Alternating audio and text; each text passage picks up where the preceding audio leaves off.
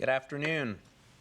Today we announce criminal charges against a conspiracy of Russian military intelligence officers who stand accused of conducting the most disruptive and destructive series of computer attacks ever attributed to a single group. I'm joined here today in this announcement by FBI Deputy Director Dave Bowditch, by the U.S. Attorney for the Western District of Pennsylvania, Scott Brady, and by the Special Agent in charge of the Pittsburgh Field Office, Mike Christman. In the past 3 years alone, the department has charged computer intrusions or taken legal actions, 3 months alone, or taken legal action related to the activities of China, Iran, and North Korea. Each of these cases charged significant and malicious conduct that we have called out, in part, to reinforce norms of responsible nation-state behavior in cyberspace. But as this case shows, no country has weaponized its cyber capabilities as maliciously and irresponsibly as Russia, wantonly causing unprecedented collateral damage to pursue small tactical advantages and fits of spite. The defendants in this case were all members of the military unit 74455 of the Russian Main Intelligence Directorate, known as the GRU. The department previously charged members of this same unit, also known to cybersecurity researchers as the Sandworm Team, for their role in Russia's efforts to interfere with the 2016 U.S. elections. We make no election interference allegations here. Rather, today's charges illustrate how Unit 74455's election activities were but one part of the work of a persistent, sophisticated hacking group busy sabotaging perceived enemies or detractors of the Russian Federation, regardless of the consequences to innocent bystanders or their destabilizing effect. 6 current and former officers in Unit 74455 are accused of the following disruptive and destructive attacks alleged in the indictment. In December of 2015 and 2016, the conspirators launched destructive malware attacks against the electric power grid in the Ukraine. These were the first reported destructive malware attacks against the control systems of civilian critical infrastructure. These attacks turned out the lights and turned off the heat in the middle of the Eastern European winter, as the lives of hundreds of thousands of Ukrainian men, women, and children went dark and cold. From there, the conspirators' destructive path, still putatively aimed at the Ukraine, widened to encompass virtually the whole world. In what is commonly referred to as the most destructive and costly cyber attack ever, the conspirators unleashed the NotPetya malware.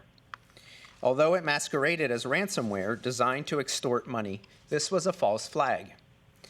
The conspirators designed the malware to spread with devastating and indiscriminate alacrity, bringing down entire networks in seconds and searching for remote computer connections through which to attack additional innocent victims, all without hope of recovery or repair. The entirely foreseeable result was that the worm quickly spread globally, shutting down companies and inflicting immense financial harm. This irresponsible conduct impaired the ability of companies in critical sectors such as transportation and healthcare to provide services to the public not only in the Ukraine, but as far away as Western Pennsylvania. As alleged, for just 3 U.S.-related victims, 3 of at least hundreds of victims worldwide, the damages exceeded $1 billion. Rather than express remorse for the damage they inflicted against victims worldwide, the conspirators callously celebrated their success. Next, the conspirators turned their sights on the Winter Olympics, a forum where the international community, despite recurring conflict, comes together to celebrate the common pursuit of physical prowess and mental toughness. The conspirators, feeling the embarrassment of international penalties related to Russia's state-sponsored doping program, that is, cheating, took it upon themselves to undermine the games. Their cyber attack combined the emotional maturity of a petulant child with the resources of a nation-state. They conducted spearfishing campaigns against South Korea, the host of the Winter Games, as well as the International Olympic Committee, Olympic partners, and athletes. Then, during the opening ceremony, they launched the Olympic Destroyer malware, which deleted data from thousands of computers supporting the Games, rendering them inoperable. Although the conspirators took steps to pin the Olympic Destroyer attack on North Korea, this second false flag attempt failed. Cybersecurity researchers ultimately attributed the attack to the Sandworm team, as do we today. These destructive and disruptive malware attacks and related preparations were not the conspirators' only malicious conduct alleged in the indictment. The conspirators also supported hack and leak operations in the days leading up to the 2017 French elections. And the conspirators continued their disrupting attacks as recently as October 19th, targeting government and non-government websites in the country of Georgia.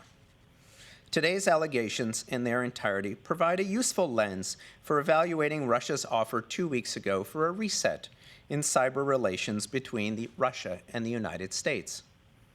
Russia is certainly right that technologically sophisticated nations that aspire to lead have a special responsibility to secure the world order and contribute to widely accepted norms, peace, and security. That's what we're doing here today.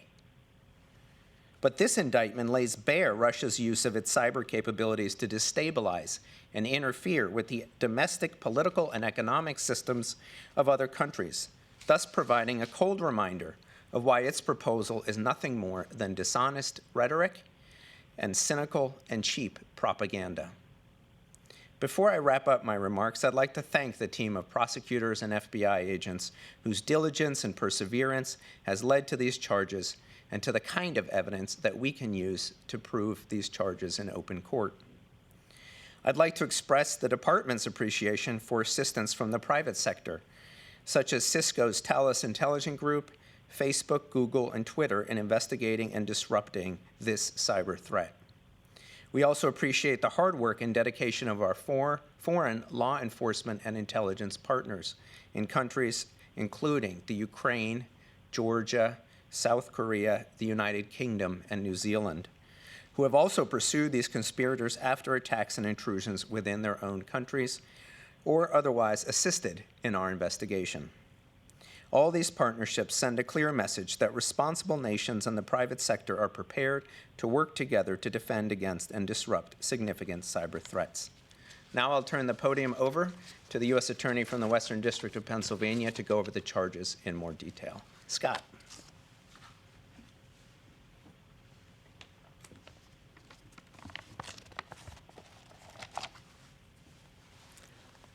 Thank you, John. Good afternoon. I'm Scott Brady. I'm the U.S. Attorney for the Western District of Pennsylvania. Today, my colleagues and I are pleased to announce that a federal grand jury in Pittsburgh, Pennsylvania, returned a 7-count indictment charging 6 Russian military intelligence officers for their roles in some of the most destructive, most costly, and most egregious cyber attacks ever known. The defendants were all officers within Military Unit 74455, of the Russia Main Intelligence Directorate, also known as the GRU. Unit 74455 is well known to the Department of Justice and to the FBI for, among other things, its role in Russia's efforts to interfere in the 2016 U.S. elections, portions of which were initially investigated by the Western District of Pennsylvania with our partners from the National Security Division and the FBI's Pittsburgh Field Office. The indictment unsealed today reveals the Russian government's global campaign of disruption, interference, and destabilization against strategic adversaries across 3 continents. As outlined by AAG Demers, the crimes committed by these defendants and Unit 74455 are truly breathtaking in their scope, scale, and impact. AAG Demers spoke to the broader geopolitical implications of the GRU's campaign. I want to speak for a moment about the victims in this case. While the alleged perpetrators of these crimes were Russian government officials, the victims who suffered real harm as a result of these crimes were often ordinary citizens and businesses around the world. These are citizens and businesses that rely on such things as electricity for warmth during a cold Ukrainian winter, a reliable banking system as a foundation for a stable economy, untainted elections free from interference by foreign adversaries, the opportunity to participate in a traditionally non-political event like the Olympics, and access to fundamentally sound hospitals for life-saving medical care, to name just a few. The devastating crimes allegedly committed by these defendants and Unit 74455 co-conspirators harmed ordinary people around the world, including in my district in Western Pennsylvania. As a result of the NotPetya malware attack, Heritage Valley Health Systems, which provides health care to tens of thousands in Western Pennsylvania, lost access to their mission-critical computer systems, such as those used for cardiology, nuclear medicine, radiology, and surgery. Their hard drives at 80 medical facilities were encrypted, workstations were locked, patient lists, medical patient history, examination files, and laboratory records were inaccessible. While Heritage Valley spent more than $2 million responding to and recovering from the attack, the disruption of critical health care to patients cannot be quantified monetarily. Additionally, a FedEx subsidiary spent approximately $400 million responding to and recovering from NotPetya attack on its computer systems, and a large U.S. pharmaceutical manufacturer spent in excess of $500 million. And these are just 3 of the hundreds of victims of NotPetya worldwide. These are not acts of traditional spying against governments. Instead, these are crimes committed by Russian government officials against real victims who suffered real harm. My colleagues and I on this stage have an obligation to hold accountable those who commit crimes, no matter where they reside and no matter for whom they work, in an effort to seek justice on behalf of the victims of these crimes. Let me talk briefly about the charges in the 7-count indictment. The defendants are charged in count 1 with engaging in an ongoing and wide-ranging conspiracy to hack into computers, steal information such as network credentials, and cause significant damage to the networks through the deployment of malicious code, otherwise known as malware. The defendants are charged at count 2 with conspiracy to commit wire fraud. This offense consists of conspiring to use stolen authentication credentials to gain access to and move laterally within victims' networks, as well as the transmission of spear phishing emails designed to deceive the victim into clicking on a malicious link or attachment to gain unauthorized access to victims' computer networks. Counts 3 and 4 charge the defendants with substantive counts of wire fraud associated with the transmission of the NotPetya malware through the computer systems of Heritage Valley Health Systems in the Western District of Pennsylvania, using stolen authentication credentials to move to other parts of the network. Count 5 charges the defendants with a substantive count of computer fraud relating to the transmission of the NotPetya malware on the Heritage Valley Health System computer network and causing damage to that network. Finally, count 6 and 7 charge the defendants with aggravated identity theft. That means they illegally obtained identifying information, including usernames and passwords, used by real persons and exploited it to further their hacking activity.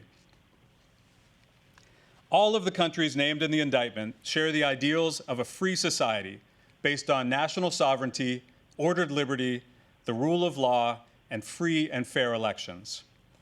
For these reasons, they also share a common threat: Russia, a country that will stop at nothing to destroy those ideals and instill a sense of instability in its adversaries. The indictment unsealed today was only made possible by the willingness of countries to come together and share information and evidence associated with these attacks. In the Western District of Pennsylvania, in conjunction with our partners at NSD and FBI, we continue to develop this new paradigm involving unprecedented levels of collaboration with our foreign law enforcement partners in the ongoing fight against cybercrime, whether committed by transnational organized crime groups or nation-state groups such as the Russian GRU. In closing, I want to thank the Assistant U.S. Attorneys from my office and the trial attorneys from the National Security Division for their incredible work on this case. We in the Western District of Pennsylvania value the long and trusted working relationship with NSD under AAG Demers' leadership. I also want to thank all the agents from the FBI's Pittsburgh, Oklahoma, and Atlanta field offices, the FBI legal attaché offices around the world who contributed to this investigation, FBI Cyber Division at FBI headquarters, and the assistance we received from our foreign partners, from victims, and from those in cybersecurity private industry. Now I will turn the podium over to FBI Deputy Director David Bowditch.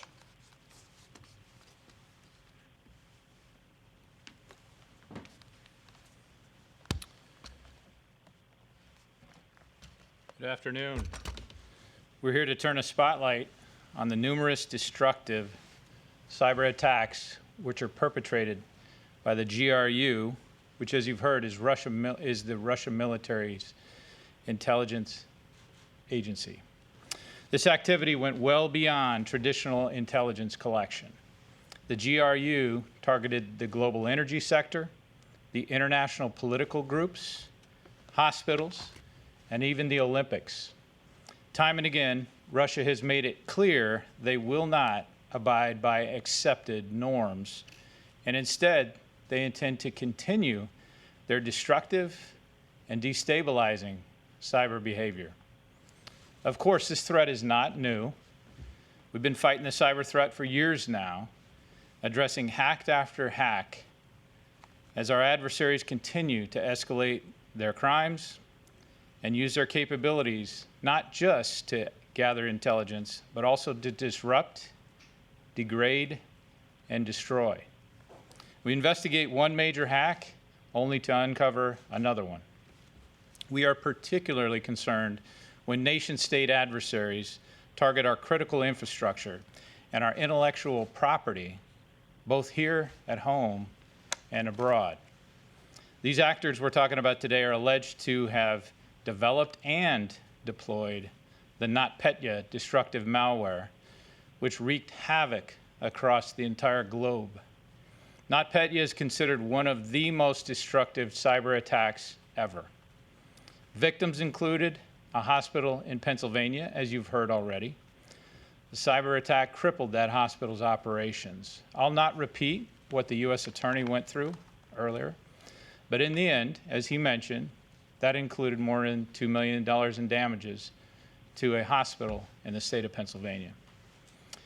The indictment also alleges this group was responsible for the Olympic Destroyer malware, which knocked the official 2018 Winter Olympics website offline and prohibited attendees from even being able to gain their event tickets.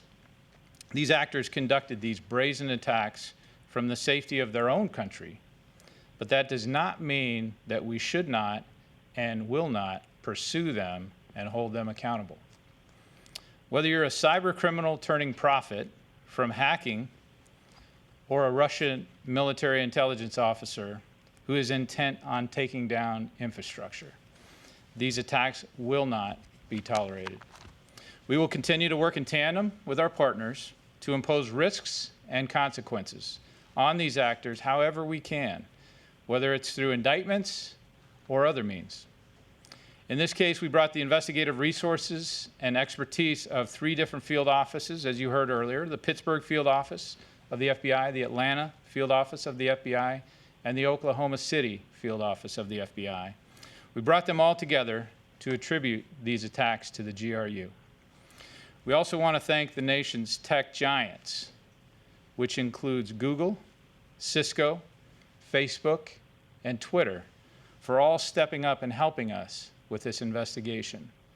This is more common that we work hand in hand with our private sector partners today than ever before. We're going to continue to work together with our partners, both at home and abroad, in law enforcement and in the private sector, to stop brazen cybercrime and hold these people accountable. One thing I do want to take time to do is thank the FBI agents and analysts and those employees that worked very diligently on this investigation. I also want to take the time to thank all the Assistant United States Attorneys, and from a headquarters perspective, the Department of Justice here and the FBI Headquarters Cyber Division personnel who worked very tirelessly on this investigation. These investigations, as I've mentioned before, they are arduous, and they take diligence and they take tenacity to get them over the finish line. We're not yet there, but we are to the point of indictment, and that's why we're here today. The cyber threat continues to be daunting, but when we bring the right people, the right tools, and the right authorities Our adversaries, we believe, are no match to what we can accomplish together. Next up, I'd like to introduce our special agent in charge of our Pittsburgh office, Mike Chrisman.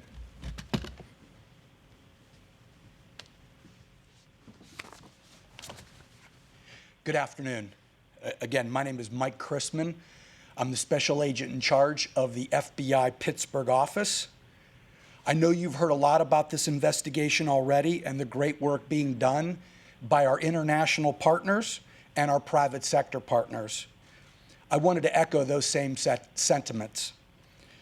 I also wanted to thank the Department of Justice National Security Division and U.S. Attorney Scott Brady and his team in the Western District of Pennsylvania.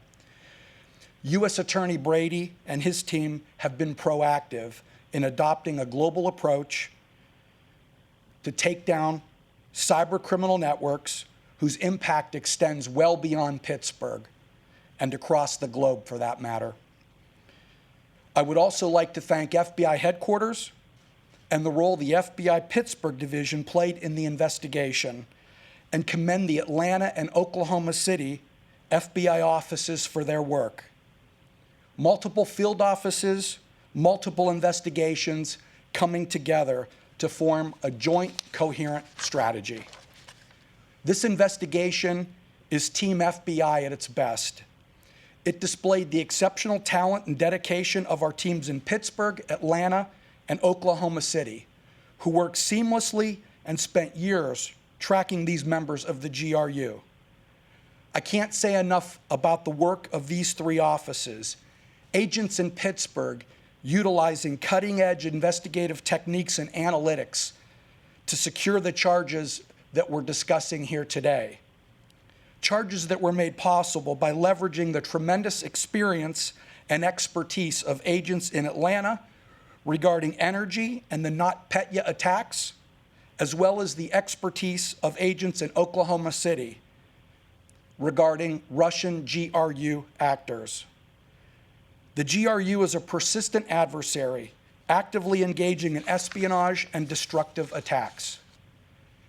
These cyber attacks are unmatched in their destructive manner and disregard for public safety and innocent victims. In fact, NotPetya was the most destructive cyber attack in history, with approximately $10 billion in damages and over 300 victims worldwide. This case demonstrates what's possible when international, private sector, and law enforcement partners all work together. Together, we are uniquely positioned to identify criminal actors and overcome obstacles posed by borders and boundaries. Going forward, the FBI will continue coordinated efforts and commit to combating these threats through enhanced global partnerships, intelligence dissemination, and shared expertise and resources. Thank you.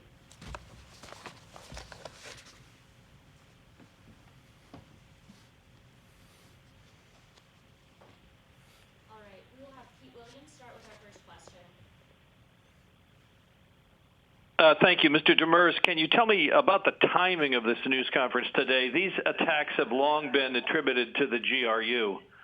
So is there a significance to the timing of these charges coming just 2 weeks before the U.S. presidential election? No, not particularly in that regard. We undertake these investigations, as the Deputy Director said, they take quite some time. As you can see from these posters, we don't attribute them to countries or military intelligence units. We attribute them to individuals in those countries. And when the investigation it has matured and we're ready according to the principles of federal prosecution, then we bring the cases. Our next question is from Eric Tucker with the Associated Press. That none of these six is currently in custody, and I apologize if I missed discussion of that earlier. And can you, and this might be for you, Mr. Demers, or somebody else, talk a little bit about the legal framework that allows the Justice Department to bring charges against hacks that are on non-American targets? Well, what we're charging is a conspiracy. That conspiracy conducted a series of computer intrusions that harmed American victims and American companies. And then as part of that conspiracy, we can charge overt acts of that conspiracy that also were targeted and affect people in other countries. I don't know, Scott, if you... Christopher Dean from Reuters will now be the next question. Yeah, thank you for doing this.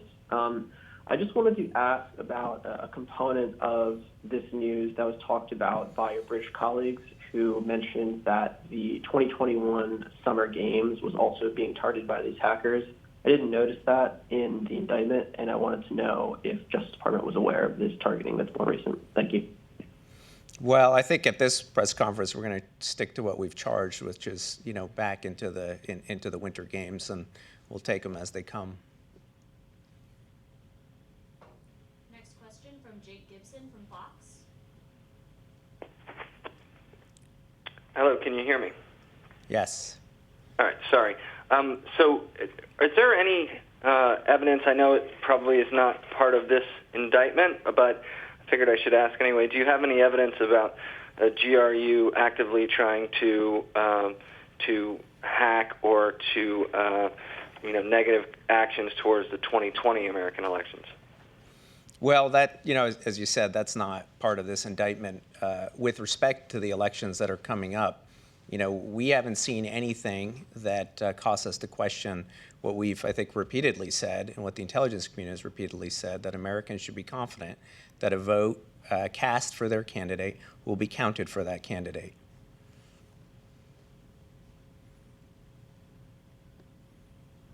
Next question is Andy with CBS. Hi, thanks for the question. Going off what was just asked, actually.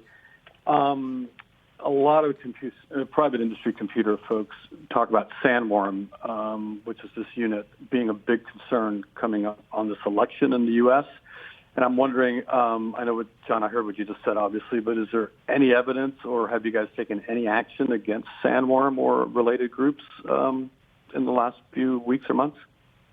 Well, I'm not going to go beyond what I just said in that regard. Thanks, though. Our last question will be from Tim Starks with CyberScoop.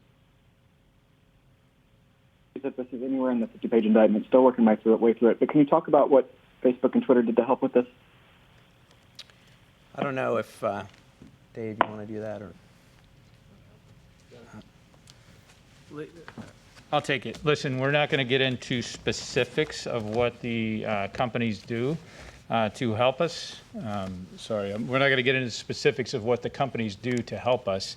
I will simply leave it at they did help us in a very significant manner, which we are fortunate enough to enjoy that partnership in more and more cyber investigations.